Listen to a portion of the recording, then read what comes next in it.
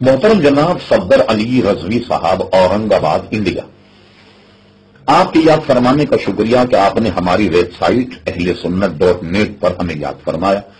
آپ کا سوال ہمیں موصول ہوا اور بڑا نفعت اللہ سوال ہے اور اس کا جواب بھی حاضر۔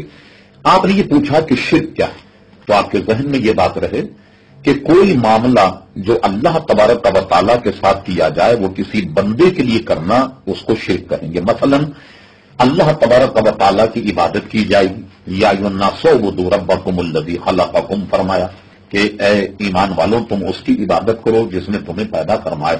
ظاہر ہے کہ مخلوق میں سے ہم کسی کی عبادت نہیں کریں گے بلکہ صرف اللہ تبارک و تعالیٰ کی عبادت کریں۔ اسی طریقے سے رکوع اور سجدہ بھی اسی کو زیبا کہ سجدہ بھی ہم کسی غیر اللہ کو، اللہ تبارک و تعالیٰ کے سوا کسی کو سجدہ یا رکوع نہیں کریں گے، اور وہ اگر تعظیماً ہو تب بھی حرام ہے، اور عبادت کی نیت سے ہو تو شرک ہو جائے گا۔ اصل میں یہ سمجھتا ہوں کہ اس کے پس پردہ یہ جاننا چاہتے ہیں کہ آج کل جو شرک کی بولی جاتی ہے، آیا آپ کے ذہن میں وہ تو نہیں جیسے نبی کریم صلی اللہ تعالی علیہ وسلم کو اگر پکارا جائے تو لوگ کہتے ہیں یہ شرک ہے، کسی سے تعویذ لے لیا جائے تو کہتے ہیں یہ شرک ہے، کسی اللہ کے ولی کو اگر پکارا جائے تو کہتے ہیں یہ شرک ہے، فاتحہ یا درود و سلام اگر پڑھا جائے تو کہتے ہیں کہ یہ شرک ہے۔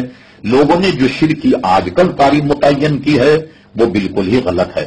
مثال کے طور پر بیٹا دینا اللہ تبارک و تعالیٰ کا کام ہے، لیکن جو بیٹا دے وہ خدا، ایسا ہرگز نہیں۔ قرآن مجید فرقان حمید میں ہے کہ حضرت جبریل امی حضرت مریم کی خدمت میں آئے، وہ اپنے سامنے ایک انسان کو آتا ہوا دیکھ کر سہم گئی اور ڈر گئی۔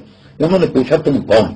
تو قرآن مجید فرقان حمید میں ہے جبریل امی نے کہا انا رسول ربک، میں اللہ تبارک و تعالیٰ کا بھیجا ہوا فرشتوں کا رسول۔ حضرت مریم نے فرمایا تم کائی کے لیے آئے؟ تو انہوں نے دیکھیے ان سے یہ جملہ کہا جسے قرآن مجید نقل فرما لی احب لک غلاما زکیا، میں تمہیں بیٹا دینے کے لیے آیا ہوں۔ اب کیا کہیں گے آپ کہ یہ شرک ہے؟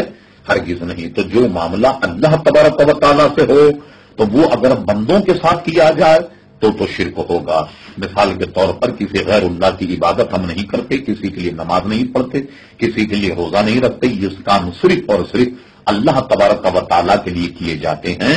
تو یہ میں نے مختصر عرض کر دیا۔ اگر آپ کی تسلی اور تشفی نہ ہوئی ہو تو آپ دوبارہ ہماری ویب سائٹ اہلسنت.نیٹ پر اپنے تمام سوالات آپ ترتیب دے کر بھیجیں، انشاءاللہ ہم ان میں سے ہر ایک سوال کا جواب آپ کو دیں گے۔